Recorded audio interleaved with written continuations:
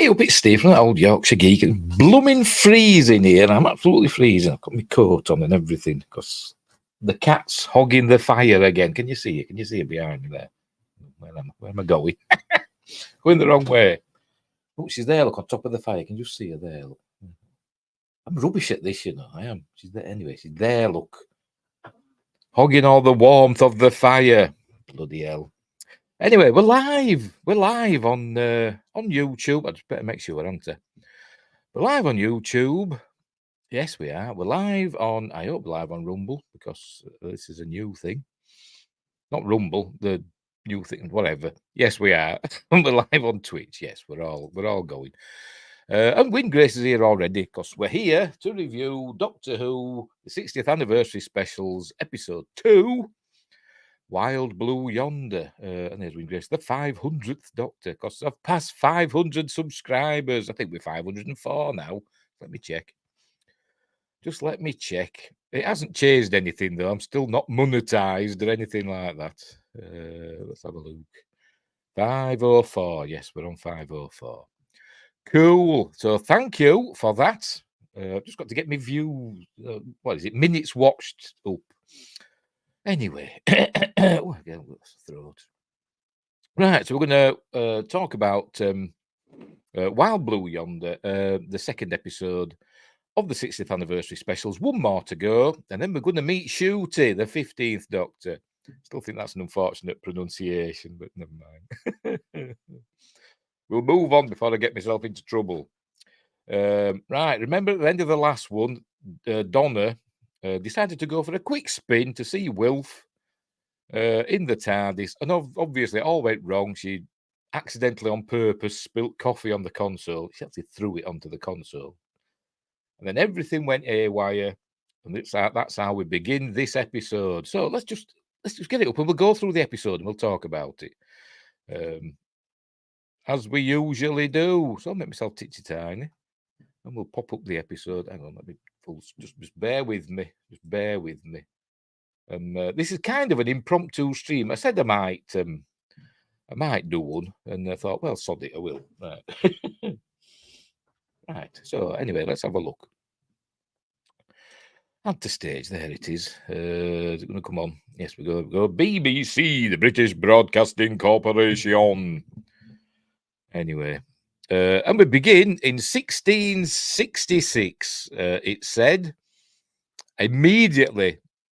I went on Twitter, X, and I went, FFS. No, I went, oh, FFS, because you know what that means. Hashtag Doctor Who 60th anniversary. Anyway, at a little house, and this chap here, England at its finest. And he's going for a walk, and he's going to sit under this tree, and then an apple falls on him, and I thought, oh, for God's sake, this is Isaac Newton, isn't it? So they've race swapped Isaac Newton, a historical figure. Now, it might be argued that this isn't our Isaac Newton, but I don't know. I don't know. But we know Isaac Newton wasn't black. This is obviously a young black man. We know he wasn't black because we've seen pictures of him.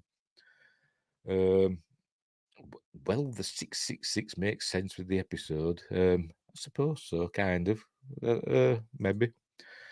Anyway, he's writing his book. An apple falls on his head, and then the TARDIS crashes into this tree. There it goes, sitting in the tree.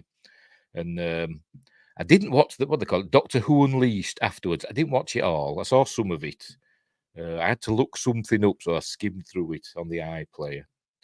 And apparently these two bits were filmed 25 miles apart or something. The Doctor up in the tree, the TARDIS in the tree, and Isaac Newton.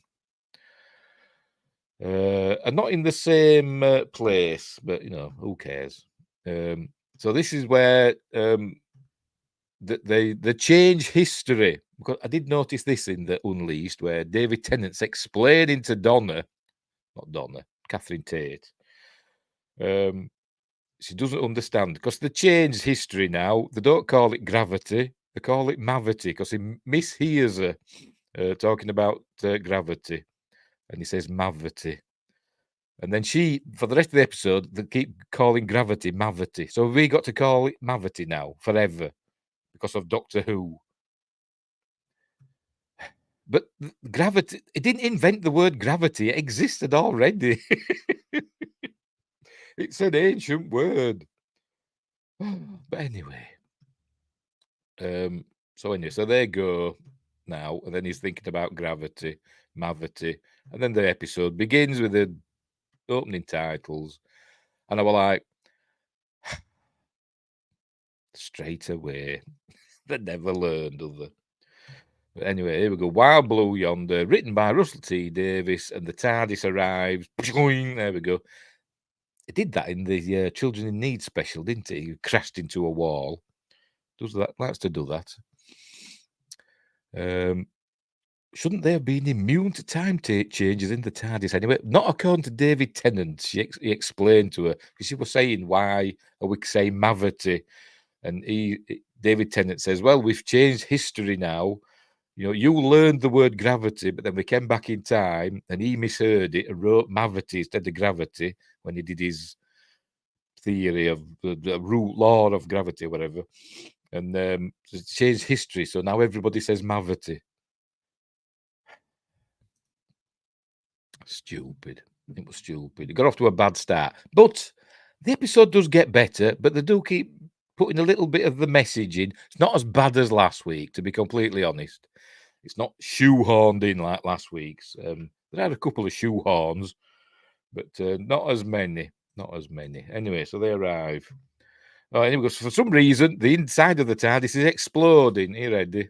Boom. All explodes. Loads of fire comes out of the TARDIS. Oh, and it's singing for some reason. It's singing the song Wild Blue Yonder or Wide Blue Yonder. I don't know. I don't even know the song. Apparently, we learned that it's a song about going to war. But the TARDIS is broken anyway. It's reconfiguring or it's mending itself now after Donna spilt coffee on it. Seems a bit extreme, doesn't it? Spilled coffee on it and everything goes, it starts belching fire. But it's a TARDIS. It's not a MacBook, is it? Anyway, so he's saying it's mending itself. So he's got to use his sonic screwdriver. And a normal screwdriver, a non-sonic screwdriver, which he says, well, a non-sonic screwdriver is just called a screwdriver. Oh, excuse me. So anyway, so he opens up the keyhole and then sticks his sonic screwdriver in, and that satellite activates the repair mechanism of the TARDIS. This is where they're talking about the song. It's an Air Force song, at Wide Blue Yonder and going to war and all that. So there we go. The TARDIS starts mending itself. The blue light comes on the top, so he knows it's mending itself. So they're going to go and explore now. They're in some sort of spaceship, it seems. So they find a door and they come out into probably a huge green screen set. And it is quite impressive, I must admit. And they look down this corridor and they see a figure way down. Are we going to show us it? They're going to show us it. See a figure way down the corridor, and they call out to it. They go, we just landed by accident. Oh, that was okay. Come on, show us it. Oh, there you can just make, can you see it here? Just make out this figure way down the corridor, not replying to him.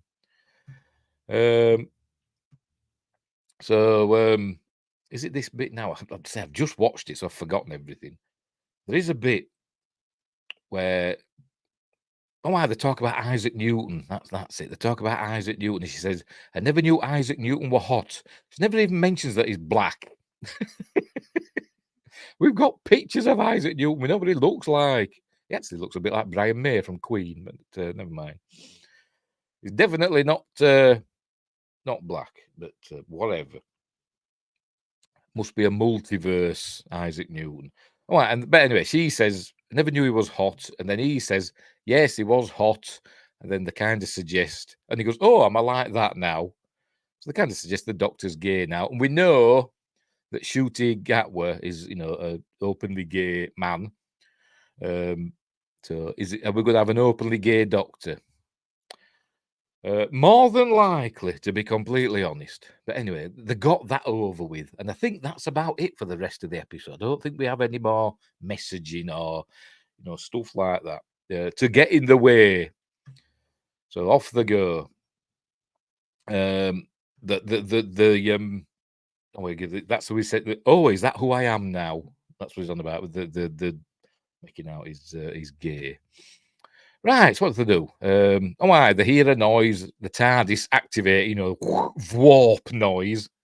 I didn't realise that it were called that until recently, because I don't think I've ever watched Doctor Who with subtitles until recently, and I put them on, and the TARDIS noise is warp, VWORP. Anyway, it's disappeared. It's disappeared as the TARDIS. Excuse me. And the Doctor's like, crikey. He says, well, you can make it come back. Use your sonic screwdriver. And then we realise he's left the sonic screwdriver in the keyhole. So they don't know, he's worried. And she's terrified now that they're trapped there. But he realises it's the HADS system. I forgot the hazard. I forgot what it stands for. Maybe he tells us in a minute. Hazard something detection system. I can't remember. But the TARDIS has TARDISed away to safety while it repairs itself. And when it detects that there's no more hazard, it'll come back. There you go. Hostile action displacement system. There we go. Thank you, subtitles. Anyway, so it's gone. There we go. It's gone. He said he turned it off, but he thinks with it mending itself, it must have switched back on. But it'll come back eventually. He's hoping. Right. Oh, well, that's where she does the thing from the trailer where he says, right then, let's go, because there's still something hostile there, whatever it is. So let's go and kick its ass. There you go. So off they go into the big long corridor, the big long green screen set. Something seems to be watching them. And they walk for a bit, and then you see this bit of floor that seems a bit different from the rest of it. It shows it in a minute. It's where we're talking about the languages. Yes, it says a word that, and all the corridor reconfigures itself for no real reason. I don't know why, but it just does it. It don't reconfigure, but it all like shifts. The tiles and the walls and stuff shift for no real reason. But it's not really explained. The word is explained. The word that it says is explained later, but why the walls all shimmer and do stuff and all these big pistons go, I don't know. But it must be part of a system that is activated later. And he doesn't understand the word. She says, well, why don't you you're supposed to know every language. You know, a billion languages or something. He says, I know 57,205,000,000, but not this one. And remember, of course, the TARDIS usually translates, but it's not there anymore. And in much the same way that I reckon the Stargate translates in Stargate SG-1. That's why everybody speaks English. But anyway, that's by the by. It said Fenslaw, that's what it said. So they're wondering what it means. Unless that was Mr. Fenslaw saying his name, it wasn't. But anyway, so they see this figure again. So they decide to go down there. This is where he sees the bit of the floor that's not the same as the rest of the floor. So he steps on this tile, and up pops a little anti-gravity, what they call it, golf cart thing. So they get in and they head off with some Disney special effects money, and they find out it's a robot. It's a robot that's standing there, and I immediately got Marvin vibes from Hitchhiker's Guide. Not the first time I got a Hitchhiker's Guide vibe in this episode, but I got that. A rusty Marvin. The Marvin from the film version, which is crap, not the Marvin from the BBC version. I don't think Warwick Davis will be in there. Anyway, and it doesn't move and it doesn't respond to them, so they don't know why it's there. But then it says another word. They head off in a much different way from your show yesterday. Do they? I don't know. I don't know, 'cause I can't remember. You know what I'm like? You haven't to be too cryptic with me. You've got to be straightforward. Because I forget things. Anyway. Right, so it says another word. Another word is uttered by the speaker system. And the walls shift again. Is it going to show us? And the robot sort of like takes a step. And so they think, right, what's going on here?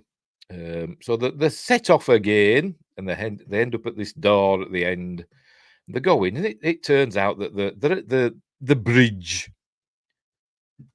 I got some Hitchhiker vibes in both episodes. I don't think I got much Hitchhiker vibes last week, to be honest. But I did this week. Like I said, we've got Marvin, and we've got this, they're at the edge of the universe. Not the end of the universe. There's no restaurant, but they're at the edge of the universe. Which is technically not really possible, but never mind. We don't understand with our 21st century science. So they find the bridge. Here we go. There's nobody aboard, apparently. He susses out the controls. He understands the numbers and all that. He can work it out. There he goes, working out the numbers. And then he realizes what's what. There's no life signs. And then we learn that an airlock opened and closed 3 years ago, and they don't know why. So did somebody leave or did somebody come on board? They don't know. There we go. Someone opened an airlock 3 years ago. And so anyway, it activates a drone that goes out, and they have a good look. Definitely a spaceship. And some cool effects. And I better make sure we're going, because what the BBC's like. The bloody give me a copyright, not a strike, but a claim over a little clip of bloody Blackadder 2 from my stream yesterday. Knackered up my chat, they did. But anyway, no, we're fine. Anyway. So it's having a look round. They found her on the spaceship. But she notices, I actually said it out loud while I'm watching it. Where's the stars? And then she says it, where's the stars? I thought, good for you, Donna. They're good, there's no stars. And they found out that there might be in a dust cloud or a Mavity well. Me. And that's a little bit Douglas Adams-y, isn't it? A Mavity well. It's the sort of thing he'd write, isn't it? But anyway. And then he realizes they're at the edge of the universe. And he says he's never been out this far. And I thought, is that true? In all of the Doctor Who adventures, what was over 900 episodes, he's never been to the edge of the universe. Bet he has. I was watching it thinking, are they the end of the universe, the heat death of the universe when there's no stars left or anything, there's just lumps of rock floating about, with no kinetic energy left in the universe. Are they there? But no, they're at the edge. I mean, theoretically, you shouldn't be able to get to the edge of the universe. There's no edge, is there? Because it's a weird thing. It does mention it that how can something infinite have an edge? And technically, it doesn't, does it? It warps back in on itself or whatever. That's the theory, anyway. I suppose, isn't it? It's like asking where the center of the universe is, but everywhere is the center of the universe, isn't it? Wherever you're standing is the center of the universe, essentially, because it's expanding in all directions. Space itself is expanding, so you can never get to the edge. Anyway, whatever. I've lost track of where I am now. So they're confused about what's going on, obviously, on this, where he's telling her, when we discover Campbellian flat mathematics. Sounds like instructions for making a chest of drawers or something from IKEA.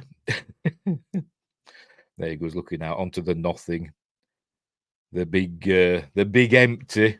But it's not. It's absolute nothingness. But would it be black? How would absolute nothingness present itself? This is the thing, isn't it? This is the thing. How do you visualize nothing? I mean, you say it's black, but you see in black, aren't you? So that's not nothing. I don't know. I don't know. And they're just saying if flew in that direction, they get back to Earth in 100 trillion years because the light from the stars hasn't reached them yet. That's why everything's black. And the ship is lost. The ship is lost, apparently. How it got there, don't know. I was thinking, is it the Destiny from Stargate Universe? Because that would head for the edge of the universe or whatever, wasn't it? But no, it ain't. So I got SGU vibes and Hitchhikers vibes from this. And they keep hearing this clang as though something's hitting the ship. It sounds like something big's hitting the ship, and it turns out it's not. But anyway. So they go back out. I think the ship's done another word and everything's changed again. And the robot takes another step. So every time it does this word, the robot moves. And all these pistons, change. Then what happens? Right. So, is this going to show the there we go. The robot takes a step. Look, there we go.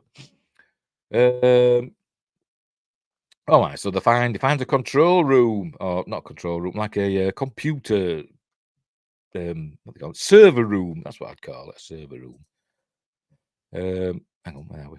I thought Destiny was the end of the sphere droid. Yeah. Yep. And President Lemons here saying, must be saying this because Event Horizon, Alien, and The Thing are my top favourite sci-fi movies, but 9.5 out of 10. Did you like it? I quite enjoyed the episode, to be honest. I didn't like it as much as last week's, even with less messaging. But, I still enjoyed it. I thought it was pretty good. And the ending's quite nice as well, which we'll get to. Bernard Cribbins makes an appearance. And he's not dead. Right, so he finds this server room, more Stargate vibes. I was thinking, crystals and stuff, that opening up stuff in a Stargate. It did. So he starts moving, taking these circuit boards out. And he gives it. He says, "Is that stuff safe?" And he licks it, and he goes, "Yeah, it's fine." And then he pretends to be ill, and there you go. But he's fine. So they've got to move the boards from one drawer up a level. He just knows because he's the doctor, and so he's got to go check somewhere else. He asks her to keep doing that while he's looking at something else. He needs to find the spindle, a water something.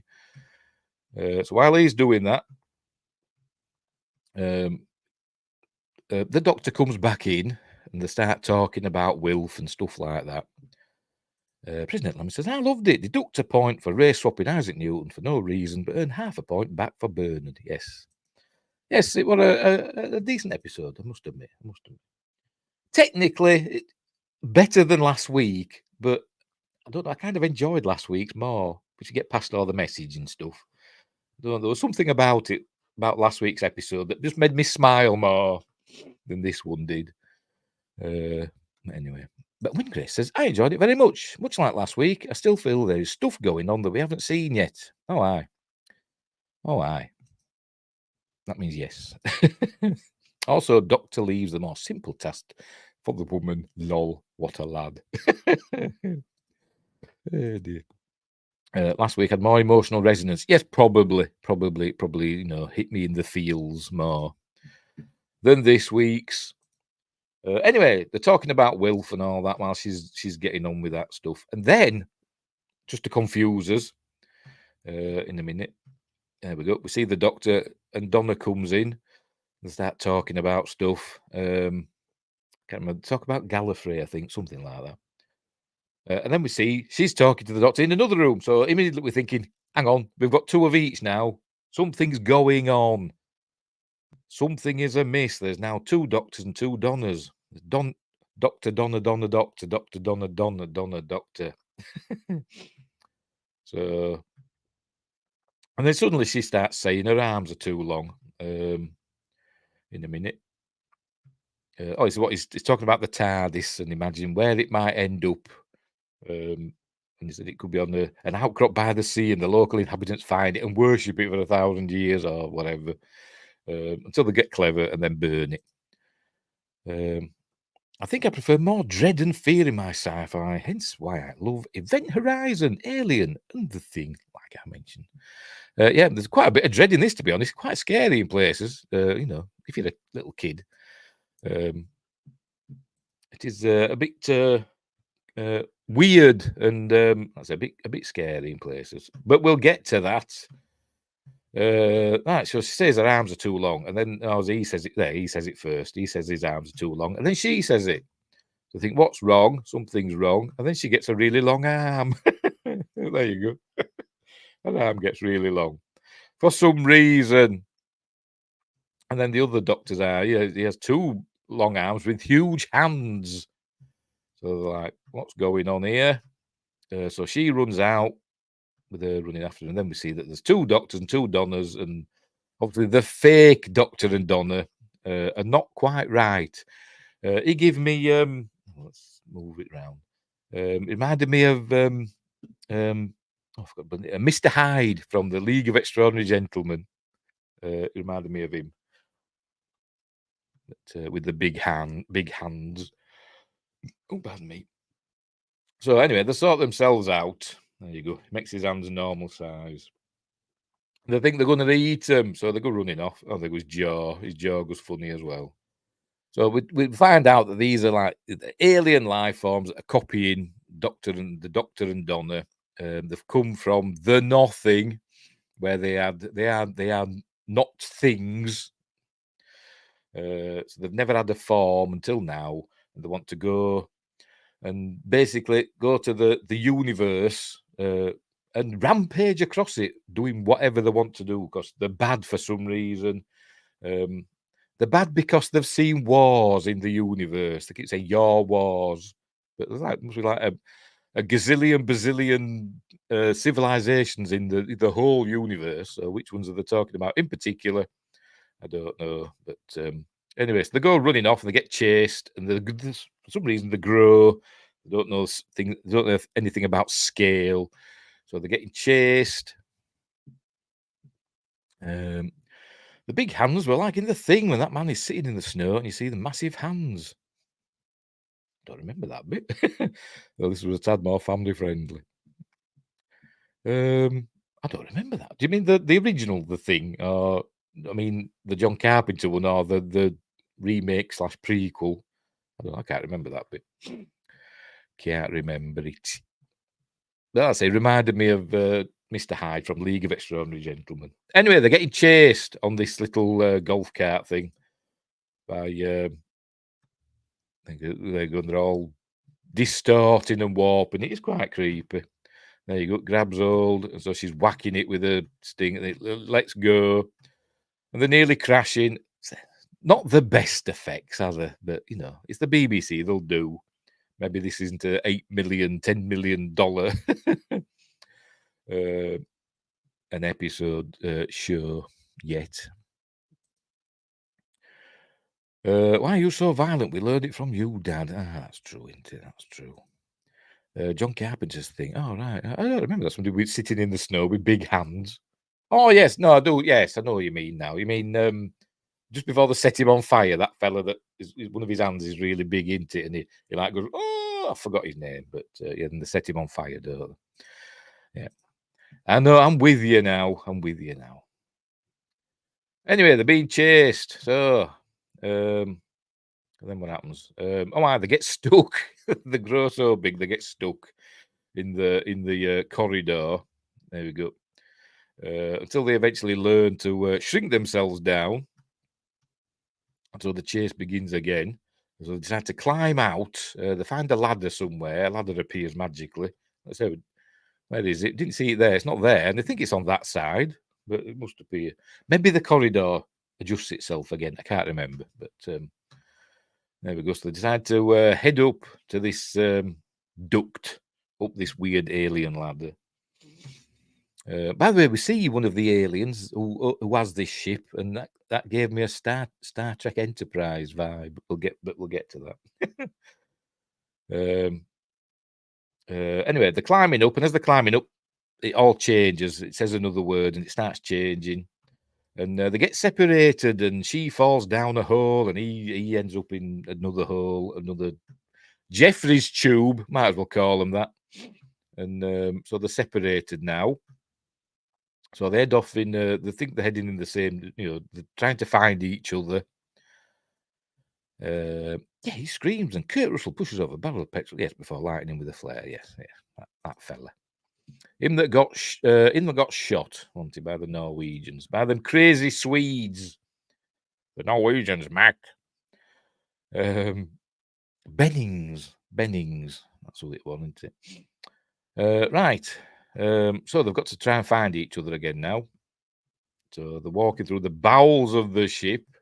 For some reason, his area's blue, her area's green, just so we know they're in different areas. And he comes out in this room, and then another doctor. They find each other, but we know one of them's, it's a Agatha Christie thing, isn't it? It's we know it's a the thing. We know one of them's not who he says he is. But anyway, so they're trying to convince each other that they are the real Doctor and Donna. And they're asking each other questions. This is where we learn that they've got all the memories of the Doctor and Donna. Don't know how, they just have. So they can't ask him questions. And then he says he's going to take off his tie. And then if we see a doctor with the tie, we know that's, the other doctor, not the real one. So he drops it on the floor. And then it says, that means I'm real and all that. So they carry on with this this game, which goes on a bit long, to be completely honest.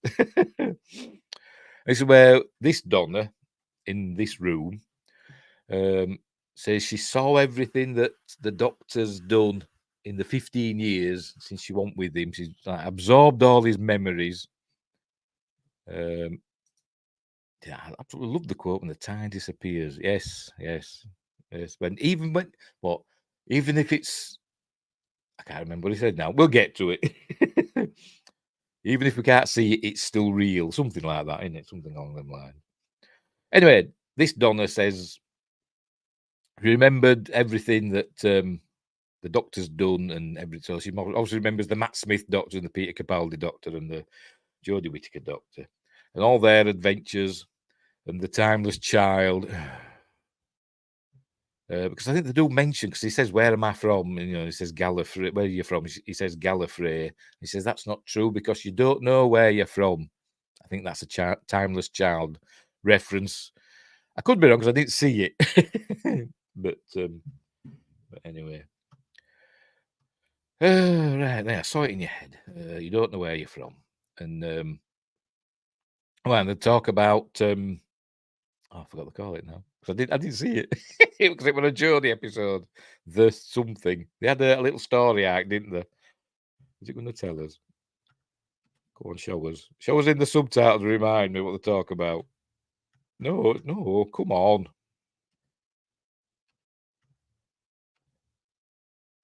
Come on, show us on the subtitles. I can't remember the bloody hell they called it.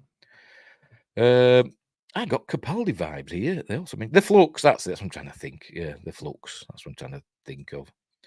Yeah, it's creepy. Like they don't understand fundamentals of the universe. They're just pretending to be us, and that creeps me out. Yep.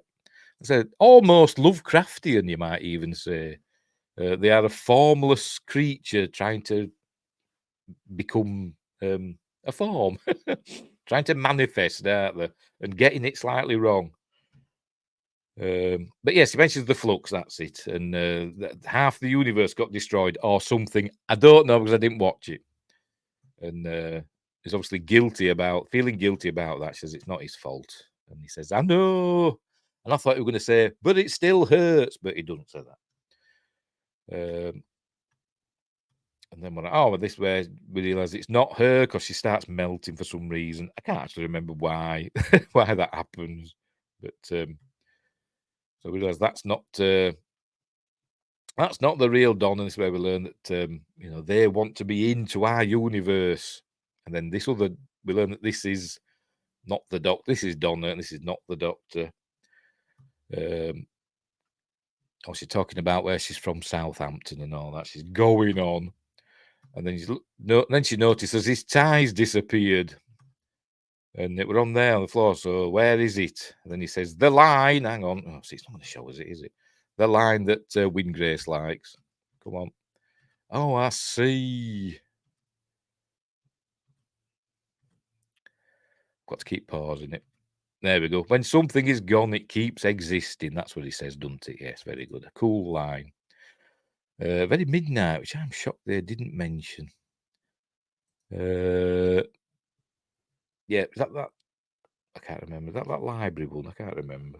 That's I'm not that big of a Doctor Who fan. So I've not seen them all. She melted to creep him out because they're trying to scare him to make. Yes, they mention that later, don't they? That's it. Yes, they're trying to scare them, aren't they? Yes, to freak them out because it gets adrenaline flowing and makes them think quicker, doesn't it? And they can absorb it faster and get to their full 100% change mode. Should have a little bar, a little graphic saying how much percent they are there. Anyway, yes, when something is gone, it keeps existing. And obviously, they didn't know that because they're from a formless universe. And then he does. He should have a violin now, shouldn't he? Like that fella off RoboCop 2, who was Born to Be Wild. In that telethon.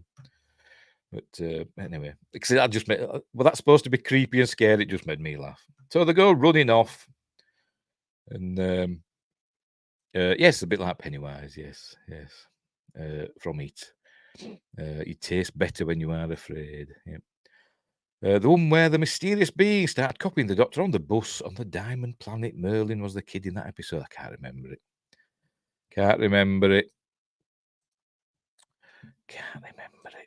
Because I'm an idiot. Oh, I like this bit. The Doctor freaking out. For some reason, I don't know why I liked it. I shouldn't say this because it's the Doctor and he's not, but it humanised him for me. And I shouldn't say that because I keep kicking off about how they made the Paul McGann Doctor half human. But you know what I mean. It showed that he's got feelings and he's angry. So he's freaking out and kicking off. Anyway, there's a robot. There we go. Robot takes another step. And we're learning that every time this word happens, it's a countdown. It's what we learn. We learn eventually. So they're all in the same room now. And so they're working out who's who. And they do. This is where they do a... talk about superstitions. So he gets some salt out that he just had in his pocket. Remember last week, he just happened to have a judge's wig in his coat. Now he just happens to have a little salt cellar in his pocket. Anyway, good point about it. I was thinking a bit of Coraline too. That's a film I've not seen. We can't really talk about Gaiman here. No, don't talk about bloody Neil Gaiman stealing my story ideas. Warthog. Anyway, Neil effing Gaiman. Anyway, so starts talking about superstitions because he likens them to vampires. So he says they can't cross in our universe. He says vampires can't, and ghosts and stuff, can't cross salt without counting every single grain first. And yeah, I've heard that one before. That's when they realise who's who. But salt, you can't cross salt. There we go. Vampires, demons, and ghosts can't cross the land of salt. So they've counted every single grain. So this Donna, this fake Donna.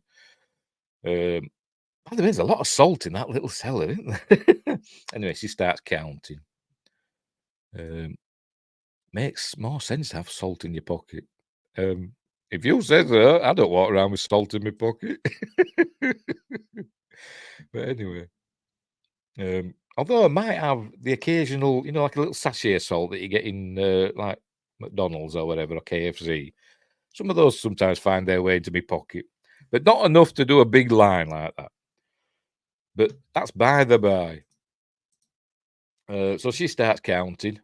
And this is where he's talking about superstition. It's true and both, and also not true at the same time. Two things at once. So she starts counting, and he's like standing there as the other one. And there you go. Oh, they did mention earlier when they were changing, it got cold, which is another like supernatural reference, I suppose, in it. There's when ghosts are appearing, they draw the energy out of the air, which makes it go cold.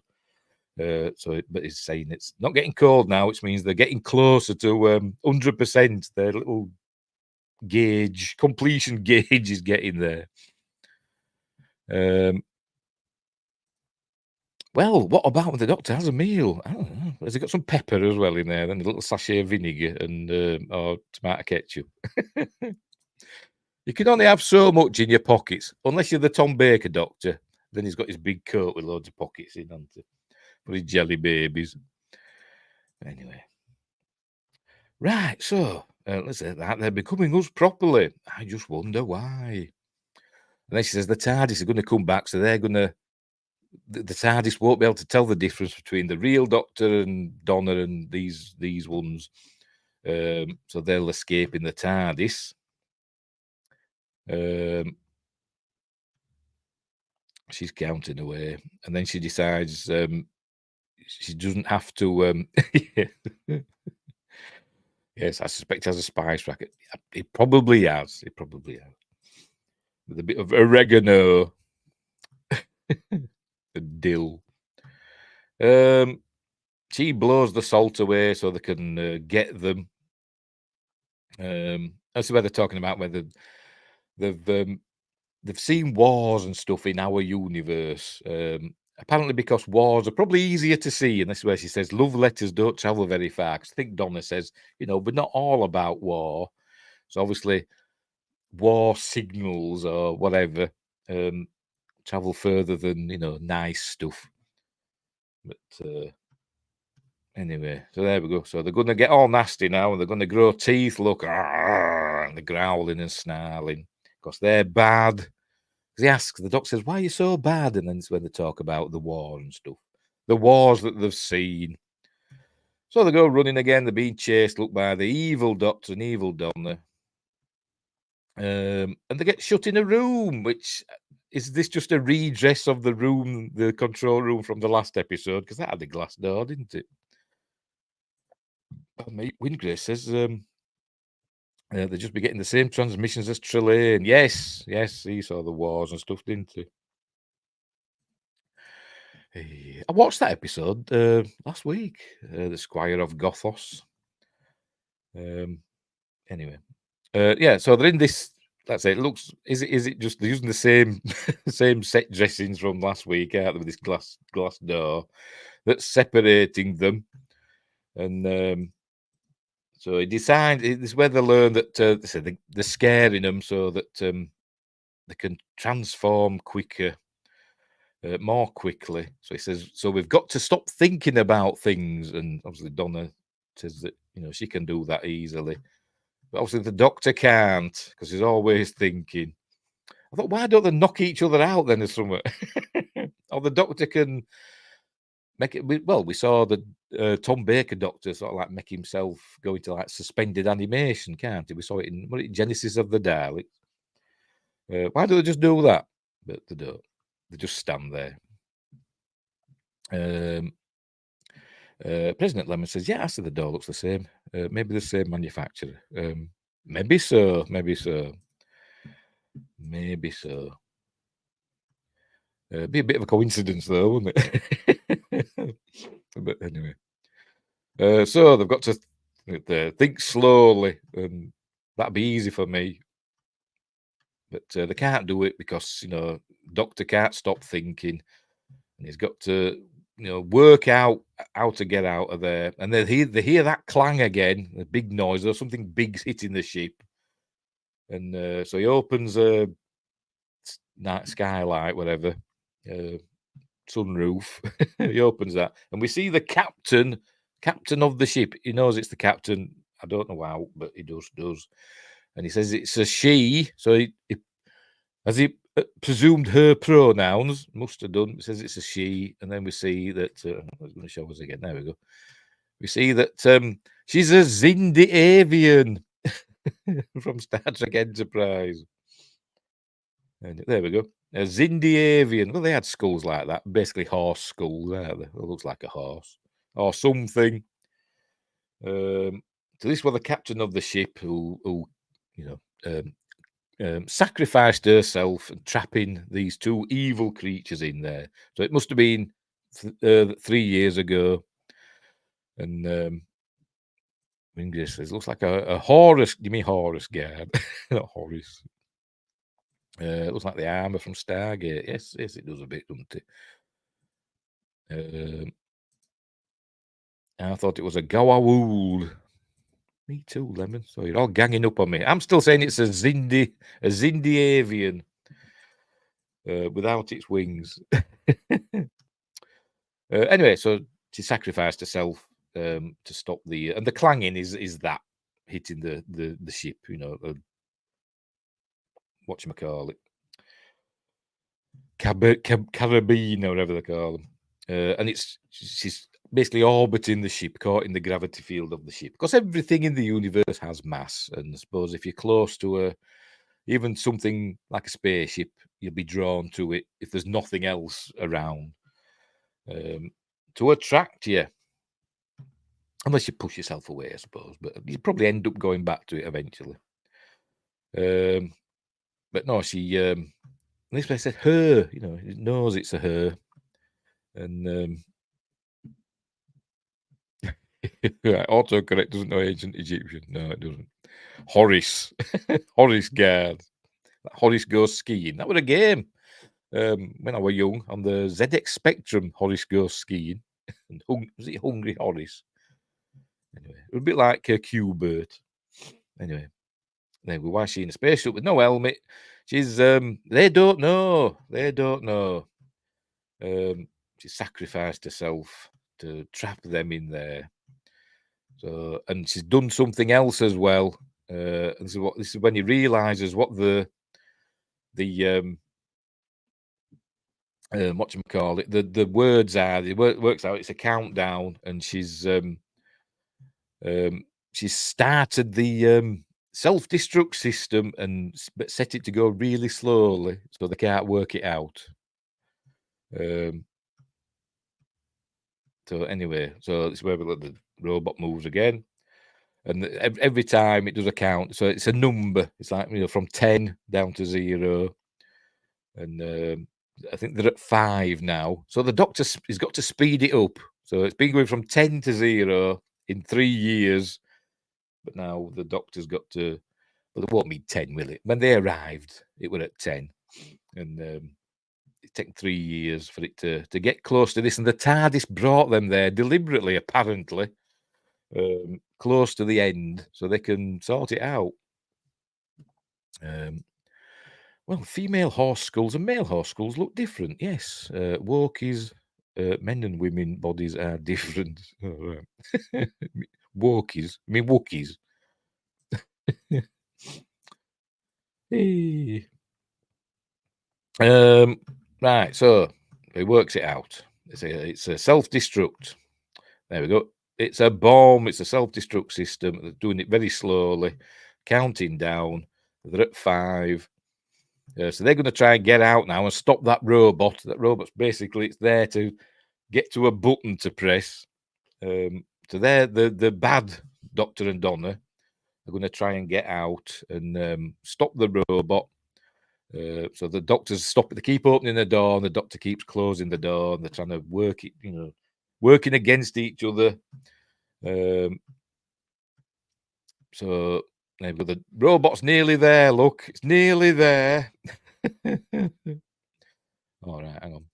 I mean, woke idiots who claim there's no difference between men and women. Yeah. Well, it's all bloody in the mind, isn't it? There's no difference in the mind, and all that. But yeah, but there's biological differences, isn't there? Anyway, right. So they'll end up running down the corridor. the bad ones are trying to get to the robot. Donna and the Doctor are trying to catch up to them. Bad Donna starts fighting good Donna and blah, blah, blah. But good Doctor can't catch up to bad Doctor because he changes himself so he can start running on 4 legs. Here we go. It's nearly there. Nearly there is Marvin. And here he goes. He gets down on his. Is he doing it now? There he is, running. Thinks he's the Beast or something. And they're nearly there. It's sped up the countdown, by the way, so it gets to 0 more quickly. And he learns. He realizes that the TARDIS is going to come back for them just in the nick of time, which it does, obviously. So he grabs his sonic screwdriver and gets in. But then the 2 doctors arrive. 2 Donnas arrive, and he doesn't know which is which. They're talking about Mrs. Bean, who was a choir teacher or choir mistress or whatever at school. And he says, why has she got a funny name? And this one says, because it sounds like a vegetable. And she says, because it is. And so the Doctor thinks that's the real Donna. So she gets on board the TARDIS, and it's all fixed now, by the way. But the other one outside said, no, you've got the wrong one. And he's got the bad Donna. It's interesting, says Wingrace, that this is similar to the rumours for this episode, except without the cameos. I wonder if that was the original plan. To be honest, I didn't hear any rumours about this episode. I had no idea what were happening, what were going on. Such is my life. I don't know. I've not seen any rumours for this. But even that there were going to be cameos. But anyway. Right, so the ship's blowing up. He's pressed the button. That's why the red lights have come on, and the ship's starting to blow up now. I was just about to press it. Look. Good robot, eh? So the ship starts blowing up. Babylon 5 vibes. End of season 5 of Babylon 5. Off it goes. Cool effects. CG. It's all blowing up, and it kills the whatchamacallit, the bad Doctor. He gets vaporized. And now we think good Donna's gonna get killed now. And then the real Doctor realizes he's picked up the wrong Donna. Oh, crikey. Hang on. The rumour were that evil copies of Capaldi and Smith were going to be hounding them on this ship. Oh, right. I didn't know that. I hadn't seen that rumour. So it's like half true, isn't it? That evil copies, but not of Capaldi and Smith. Cool. You should do a news stream, Wingrace. Anyway, so he's realised he's got the wrong Donna.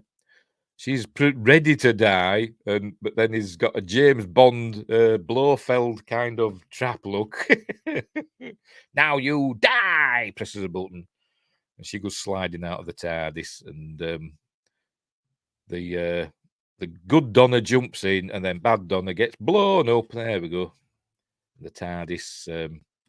There's the Zindi Avian. The ship blows up, and the TARDIS escapes, spinning away into the end of the universe. President Lemon says, imagine if they killed Donna and we get evil Donna in episode 3. I was thinking that was going to happen, actually. I thought, is this going to be proper dark? I felt it in the pit of my stomach. I thought, are they doing a swerve here? And we're going to get evil Donna. But I was thinking, but it'll change it. She'll become the good Donna by the end. She'll be like an exact copy. But she'll end up being good. She'll end up being the proper Donna by the end, even though she's the bad. But anyway, whatever. They didn't go that route, did they? They didn't go that route. See, Wingrace says, I really think they're going to kill her. Yes, that's what I thought. If I was showrunner, I'd do that. I said it'd be a brave move, wouldn't it? A bold move. But they could have done it. As I said, they could have made it so that he ends up with the wrong Donna. We don't know until the end of episode 3 or whatever that he has got the wrong Donna. But she's become good. She's become the real Donna by the end because they're identical. A bit like, that Star Trek with the two Ensign Kims, you know, that sort of thing. They're both the same, both the real Ensign Kims, but one's from, pardon me, slightly different time, and that sort of thing. Oh, crikey. Let's have a drinky. Because we're near the end. Oh, dear.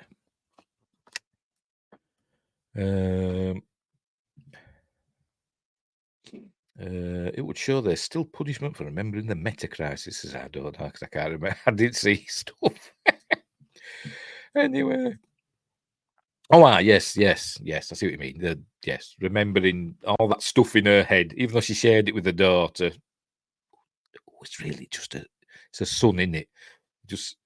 It's Jason. It's Jason Noble, isn't it? Or Temple. Jason Temple Noble, Noble Temple, whatever. He's pretending to be a girl, isn't he? I don't think he's gone through the surgery. He's identifying as a girl, but it's still there, if you know what I mean. Anyway, whatever. Right. So everything's back to normal. He's got his big coat back on, with his wig in it, and this is where he thinks something weird could happen now because he invoked a superstition at the edge of the universe. And I thought, well, what does why would that be important? And he says, well, no, but everything's okay, which was a nice little thing. So anyway, yeah. And this is where he asks about what the other Donna said about seeing everything that he'd done in the last 15 years. And she says she doesn't remember. Or she hasn't looked. It's like looking into a furnace, she said. And I thought, so does she remember? She's just choosing not to remember. A bit like in Sphere. But anyway. She may still die. I'm not putting that out of the question. Yeah, well, you never know. Like I said, it could get dark before it gets light again, but I don't think they'll kill her. But you never know. But she says no, she doesn't remember. But I bet she does. She's just saying she doesn't. Right, so they're going to go back now. Off they go. And they see somebody. They would have arrived and they pop out. I thought they were going to end up somewhere else, on another planet, the wrong place. But they're not.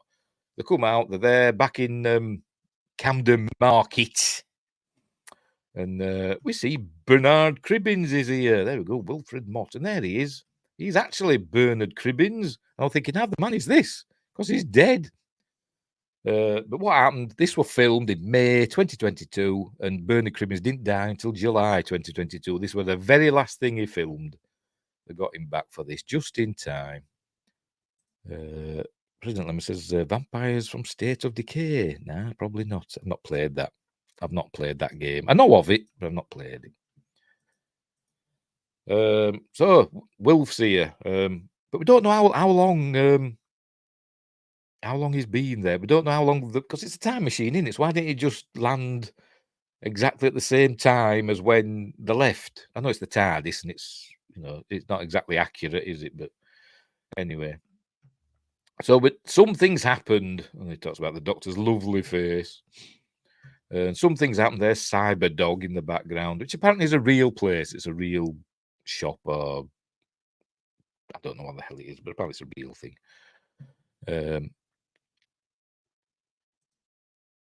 I think he said he was a couple of days off. Is that what he said? All right, fair enough. But anyway, so they ask about Rose and Sean and her mum, Sylvia, and says they're safe. I told them to get out and get to safety. And like, what was going on? Because something's going on and everybody's going mad. There we go. That's they're all right. Told them to bunker down, save yourselves. And then everybody starts fighting. There's a big explosion. There we go. At the what does that say? I don't know. Some sort of fast food stand or whatever. And then these chefs start fighting, and everybody starts fighting for some reason. And then a plane flies over, and oh, for God's sake! And then seemingly crashes. There we go. Oh, big thing. So it says it's the end of the world. So, and that's where it ends. So, out of Event Horizon into the mouth of madness. Yes. So that's the end of the episode. Is it going to show the coming next bit? Let's have a look. Is it going to show it? I'm going to say next time. Oh no, it's from Disney. Never mind. Next time it shows on the BBC. It showed, next time we saw Neil Patrick Harris as the toy maker. He's up to no good. It was really quick. We didn't see much. So anyway, there we go. So that was the end of episode 2, Wild Blue Yonder, and I quite enjoyed it. Like I said, it didn't give me the same emotional impact as last week's episode, and it wasn't as preachy as last week's. Hang on, I'm just sorting things out. There we go. It wasn't as preachy as last week's. Thank goodness. So it mostly got it out of his system in episode 1. So maybe episode 3 will be even better. But no, yours doesn't have a next time. It did on the BBC One version. It showed Neil Patrick Harris doing his toy maker stuff. It says something along the lines of "We meet again, Doctor," because they met when he looked like Michael Gough back in the 60s, didn't they, last time? We saw that, but it was like a few seconds. We didn't see much. We saw him with like puppeteering strings, like that's seen in Arkham Asylum with the Scarecrow, like that. The giant toy maker with operating people with his strings like a puppet on a string. President Lenman says main complaint was just the race swapping Isaac Newton. Yeah, and like I said, a couple of other things, but they got them out of the way early on, didn't they? And the suggestion that the Doctor was now gay, which fair enough, but at least they didn't linger on it, and they got it over and done with. That's it. So it was a decent. It was probably better than last week's, but as I said, it didn't have the emotion. Oh, excuse me. Oh, cracky! It didn't. Like coughing. Oh, joking. I'm joking. It didn't have the same. Oh, cracky! The same impact as seeing David Tennant back in his prime. Good heavens. So yes, I enjoyed it. I really enjoyed it. I thought it was good.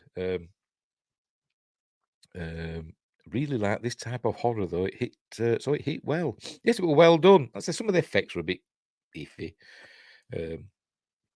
But it's the BBC. It's not going to be perfect, is it?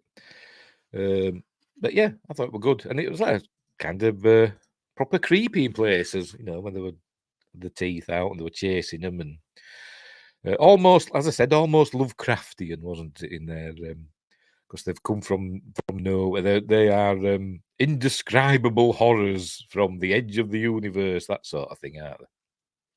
So yeah, it was good. I enjoyed it. So next week's is called The Giggle, the last of the anniversary specials. Oh, the next time said it showed Shooty Gatwa smiling at us. So we're going to see him probably at the end of the episode, maybe. I presume at the end. You never know. He might regenerate at the beginning for all we know, but I don't know. I doubt it. Let's get calling it Creation, which I found interesting. I didn't pick up on that. I didn't pick up on that. But we're going to know the bosses. Is the boss the toy maker? Celestial toy maker? Is that the boss that the Meep talked about, or is the boss going to be in the series coming up with Shooty Gatwa, or maybe in the Christmas special? Because remember, we've got a Christmas special as well coming, haven't we? The Edge of Creation. Yeah. Yes. Well, that's what the edge of the universe is, isn't it? The edge of creation. Kind of giving it like biblical terminology, as though there is some, a creator. Is that the boss that the Meep's going to tell about? I don't know. We will see. Right, we're going to leave it there now because I'm choking to death.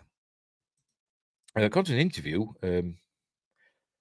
Isn't the toy maker. But that could be a lie. All right. The boss isn't the toy maker. All right, fair enough. They're probably saving it for the series, I bet, for Shooty to sort out. I bet that's what they're doing. So will we see the Meep again? Don't know. Right, going to leave it there. So looking forward to next week's The Giggle. See what happens. See what happens with Shooty at the end. Is he just going to appear at the end? Regenerate at the end, and then we'll go into the Christmas special on Christmas Day, which isn't long now, is it? It's only a couple of weeks off now. 3 weeks off. So we'll leave it there. Windgrace is going. He's ready to go. Look, take care, all. Oh, dear. Yes, so what's coming up for me? My news stream will be tomorrow night at the usual time. Then Monday is Magnificent Mondays. We're doing Starship Troopers. Next Friday, I haven't set up the stream or anything, but next Friday's Appointment with Fear, we're doing the Wolfman, not the original, which I think I've already done. We're doing the 2010 version with Benicio del Toro, which I really like. A lot of people don't like this film, but I like it, so stuff them.